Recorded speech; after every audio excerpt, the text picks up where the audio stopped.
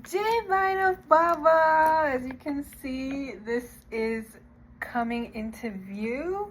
Today I want to read a bit from Dr. William S. Sachs's book, God of Justice.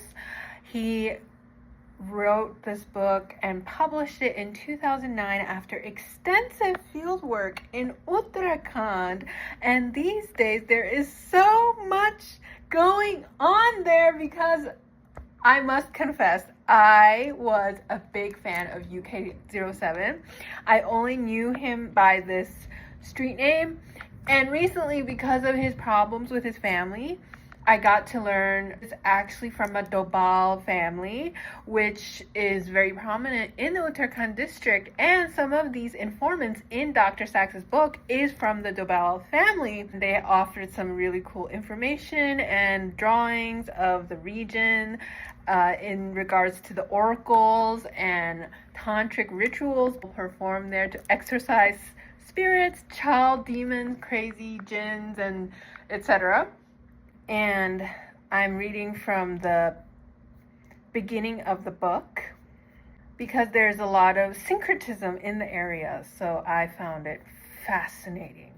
A lot of yantras actually were drawn with food, and I think this practice is still going on in certain regions as well as Nepal.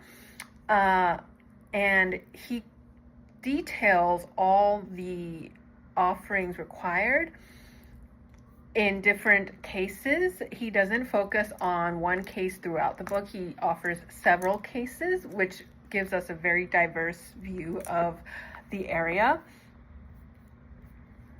Even though it's relatively small compared to the rest of the country, we get to have this panorama of events.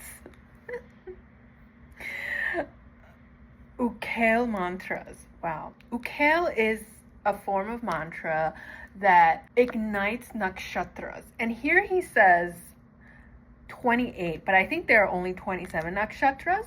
Priests of all castes recite mantras, sometimes in Sanskrit, when specifying the precise time and place of the location of the ritual, along with the astrological sign, lineage, and gotra of the senior male. So younger brothers are not involved in the Sankalpa ritual when problems happen. That was fascinating.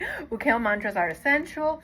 According to most gurus, the word means something like cause to arise, play, although one guru did tell me it meant to excavate. बोलते भाई माता तो नजर देनी पाई हमारा एक कष्ट चक आसन की गलती हुई भाई हमसे क्या भूल हुई ऐसी कहाँ गलती हुई क्या हुआ ये हुआ वो हुआ तो पहले लोग अपना रिगार्ड करेंगे देवी को माता हमारे कष्ट को उठाओ उसके बाद क्या होगा जो बंदा खेल रहा है ना जी जो बैठा है अपनी गद्दी पे बैठा है फिर वो ध्यान में तो वो बैठा है जैसे वो फिर वो जब वो लोग वहां से बोलना शुरू होंगे ना कि ऐसे करके ऐसा है ऐसा करके ऐसा है ऐसा करके ऐसा है फिर देवी का या देवते का जो भाव है ना वो आपके अंदर ना हिलना शुरू हो जाएगा. As the earlier part of the Kas Puja resembles the classical Sankalpa, so the Ukel mantras resemble the Kavach mantras as they are recited by Orthodox Hindus as part of their daily worship.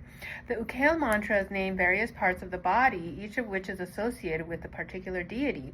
The deities are awakened so that they will protect the bodies of the participants from all manners of negative influences, diseases, poisons, and the like, which affect the body parts. These negative influences are called weapons or arrows, and in some extensive versions of the Ukel mantras, each of the 12 astrological houses, Rashi, and the conjunctions Nakshatra are also awakened. So each house has 1 to 2 nakshatras, at least 2, right? So anyways, we're in Swati, moon in Swati. Shout out to Swatis.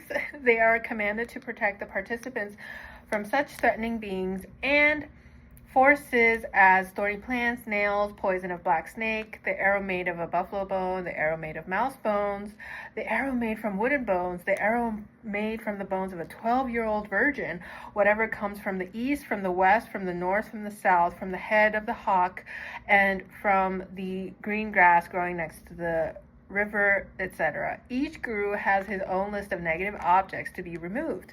Some of these lists are very long. Some people regard labubus as negative, and their internal logic is difficult to discern. The various gods inhabiting the parts of the body, and especially Bhairav, are asked to remove these negative things from the participants' flesh and from their bones and from their veins. The guru threatens them with the vengeance of Shiva and Parvati, child form of Shiva, Bhairav. So, should they fail to protect the participant. Once the mantras are finished, a chicken is offered to the Devta. So they have to consent by shaking their feathers, and if they don't, people sometimes sprinkle water or wait for an hour until the animal consents to be sacrificed. Okay, and lastly, I will read this part about Nahar Singh Devta's significance in the Uttarakhand, Himachal region. His main myth culminates with his ripping open of the chest of a demonic king. He is also one of the most popular deities in the Chamoli district, and the antiquity of his cult is suggested by the fact that his most famous temple is founded in Joshimat, the 9th century capital of the Kachuri kings, which has been an important local religious center for well over 1,000 years. Nahar Singh Devta is particularly associated with local Rajputs for whom he is the lineage deity. I have been told the same clans even have their own version of the Gayatri mantra recited every day by pious Hindus, in which Nahar Singh is prominent. In Chamoli district, he has two main forms: the vegetarian or milk-drinking form, Dudadari, and the blood-drinking form, Raktadari, that accepts animal sacrifice. Nahar Singh Devta often appears together with Bhairav in the same place, in which they are referred to jointly as Nahar Singh Bhairav. When Nahar Singh is present in his milk-drinking form, he is separated by Bhairav by a wall, and during the animal sacrifice, a curtain is placed in front of his portion so that he cannot see it.